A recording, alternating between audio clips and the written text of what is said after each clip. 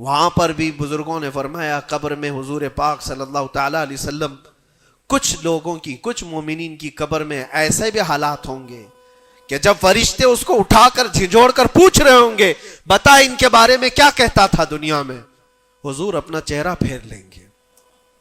Video کو like کریں، channel کو سبسکرائب کریں ہماری لیٹسٹ ویڈیو دیکھنے کے لیے۔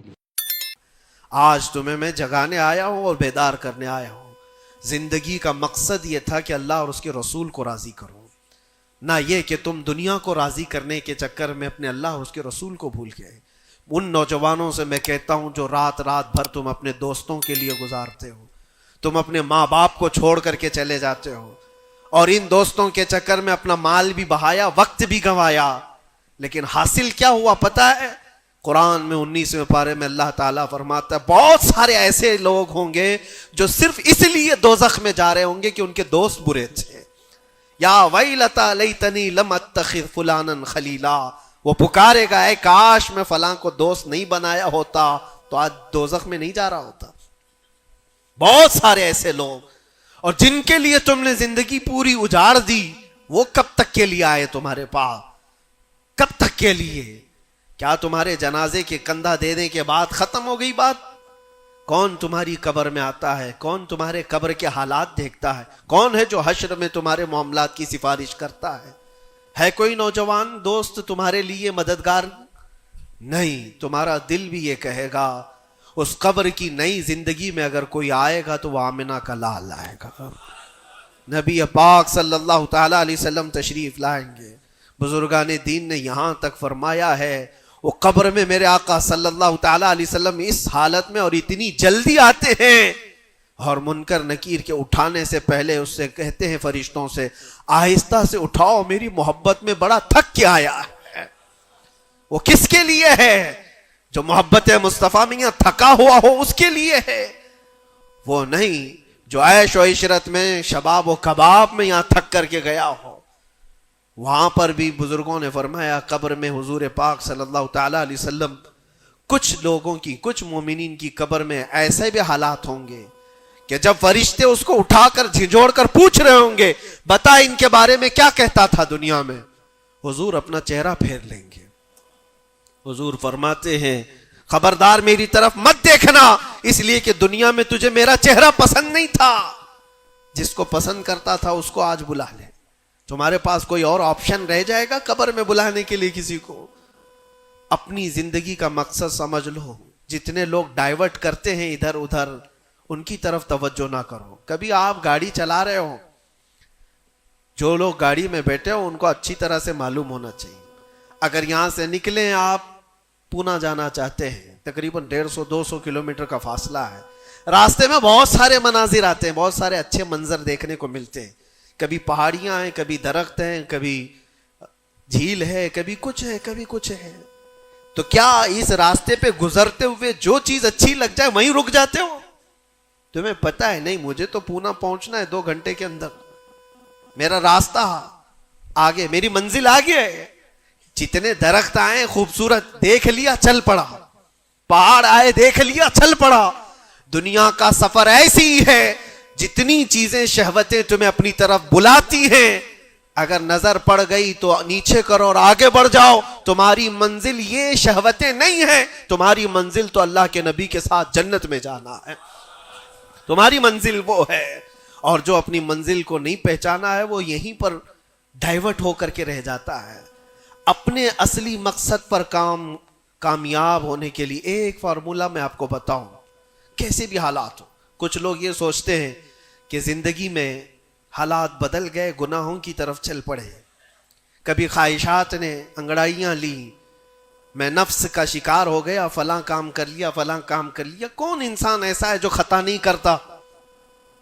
انسانوں میں خطا ہے، نبیوں کو چھوڑ کر، لیکن میرے عزیزوں اس کا مطلب یہ نہیں ہے کہ تم مایوس ہو کر کے انہی کاموں میں لگ جاؤ۔ کل کی رات ہی میں دیکھ رہا تھا، یہ موبائل جو تمہارے ہاتھ میں ہے بہت ساری نصیحت کر جائے گا تمہیں۔ موبائل اپنے ہاتھوں میں لیے رہتے ہو، کوئی بھی آج شاید اس موبائل سے خالی نہیں ہے۔ آپ کو پتا ہے اس موبائل کا اصلی مقصد کیا ہے؟ کیوں بنایا گیا اس کو؟ فون رابطہ کرنے کے لیے ایک دوسرے کے, یہی بیسک اس کا مقصد, جو بنیادی مقصد ہے وہ یہ ہے کہ آپ کسی سے رابطہ کرنا چاہیں گے, نمبر لگائیں گے, ادھر چلا جائے گا اور آپ بیٹھ کر بات کر لیں گے. یہی بیسک مقصد تو یہ ہے, یہ بنیادی مقصد ہے اس فون کا. میں یہی سوچ رہا تھا, یہ فون آج بھی اتنا عقل مند ہے, یہ اپنے بیسک مقصد کو جانتا ہے, لیکن دنیا میں ترقیات کے آتے آتے اس میں بہت ساری چیزیں ایڈ ہو گئی. موبائل کے اندر پھر کیلکولیٹر بھی آ گیا, موبائل کے اندر پھر فوٹو لینے کا کیمرہ بھی آ گیا, ویڈیو بھی آ گئے. اب اس کے بعد چلتے چلتے اب تو سوشل میڈیا پورا آ گیا. اب سوشل میڈیا کی سائٹس بھی آپ کنٹینیو کھول کر کے بیٹھے رہتے. ایک بات مجھے بتانا, سب جانتے ہیں آپ فیس بک دیکھ رہے ہو, انسٹاگرام دیکھ رہے ہو, واٹس ایپ کھولے ہوئے ہو, یا یوٹیوب میں کوئی ویڈیو بھی دیکھ رہے ہو, کچھ بھی کر رہے ہو, لیکن اگر کسی دوست نے آپ کے فون لگایا تو یہ ساری چیزیں بند کرتا ہے اور پہلے گھنٹی بجا کر بتاتا ہے تمہارا فون آیا ہے. موبائل اپنے کام پہ ہے, اس کا اپنا بنیادی مقصد وہ چھوڑا نہیں ہے. اس میں بہت ساری چیزیں ایڈ ہو گئی, اور شاید چاہے جتنی بھی ایڈ ہوں, لیکن فون آنا جانا یہ کبھی بند نہیں کرے گا.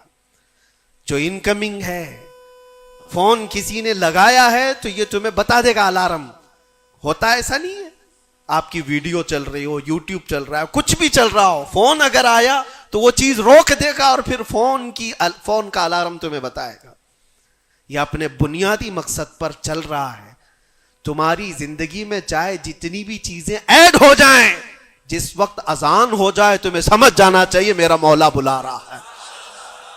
میرے اصلی مقصد کے لیے میں جو دنیا میں ہوں وہ اللہ کی عبادت کے لیے ہے. میرے رب کا فرمان, میرے رب کا اعلان آ چکا ہے, چھوڑو ساری چیزیں, جتنی بھی چیزیں ایڈ ہو جائیں اس چیز کو روکنا. اچھا, اور دوسری ایک چیز یہ بھی ہے اس موبائل کی, میں محسوس کر رہا تھا یہ بہت اچھا ہے بیچارہ, یہ موبائل اپنے مقصد پر کامیاب ہے, اس لیے کہ اس کو کبھی کسی کے ہاتھ میں دو تو ہی گندا بنتا ہے.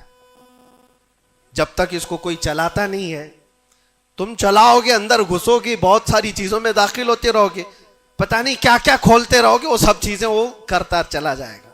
لیکن اس کو کہیں بستر پر پٹک کر کے چھوڑ دو, وہ کبھی گندگی نہیں کرتا. خود سے ایسے نہیں ہے کہ وہ ویڈیو کھول کے چالو ہو جائے گا.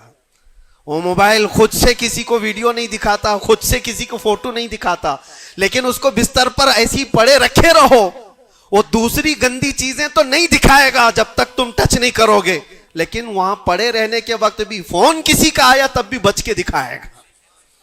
پتہ یہ چلتا ہے اس سے کہ دوسروں کے ہاتھ میں جاتا ہے اور کوئی دوسرا چلاتا ہے تب یہ بے حیائی دکھاتا ہے. تم اس بات کی اپنے آپ کی ذمہ داری لے لو, تم کسی کے ہاتھ کا کھلونا نہ بنو. دوست تمہارے ساتھ کھیلیں گے اور دنیا تمہارے ساتھ کھیلے گی. عیش و عشرت کی تمہاری خواہشات یہ سب دنیا ڈالتی ہے. اگر یہ ساری دنیا سے ہٹا کر اپنے آپ کو اللہ اس کے رسول کے سپرد کرو, دیکھو کبھی تمہاری زندگی میں تمہارے جسم سے بے حیائیاں نہیں آ سکتی, نہیں آئیں گی. یہ جسم, اللہ, اس جسم کا مالک کون ہے؟ اللہ ہے. اور ہماری گردنوں کی اوپر اگر کسی کا حکم ہے تو وہ رسول اللہ کا ہے. اگر زندگی میں تم نے یہ طے کر لیا میں اللہ کا بندہ ہوں, اللہ نے مجھے بنایا ہے, میری گردن اللہ کے نبی کی عزت کے لیے ہے, سپرد کر دیا اپنے آپ کو, تو بے حیائیاں تمہارے اندر نہیں آئیں گی. ہاں, ہوتا یہ ہے کہ تم نے اپنے آپ کو دوسروں کے سامنے پیش کیا ہے, دوستوں کے سامنے. ارے کس کو تم جان جان کہتے رہتے ہو, تو میری جان ہے, میں تیری جان ہوں. پتہ نہیں کتنوں کو جان کہا ہے اور کوئی جان کسی کے کام کی نہیں ہے, کسی کے کام کی نہیں ہے. لیکن ایک بار جن صحابہ نے کہا فدا کا بھی وہ امی یا رسول اللہ, اے اللہ کے رسول میرے ماں باپ آپ پر قربان, میری جان آپ پر قربان. یہاں دوست کو یا بیوی کو یا محبوبہ کو جان کہا تو بدلے میں اس نے پھوٹی کوڑی بھی نہیں دی ہے. زندگی میں سوائے دکھ اور غم کے کچھ نہیں ملا جان سے. لیکن مصطفیٰ کریم کو جس نے یہ کہا میری جان آپ کے حوالے ہے, اللہ کے نبی نے ان کو ذرے سے اٹھا کر کے آسمان کا تارا بنا دیا. ایک عرب نے آدمی کا بول بالا کر دیا، خاک کے ذروں کو ہمدوش سریا کر دیا، خود نہ تھے جو راہ پر اوروں کے ہادی بن گئے، کیا نظر تھی جس نے مردوں کو مسیحا کر دیا۔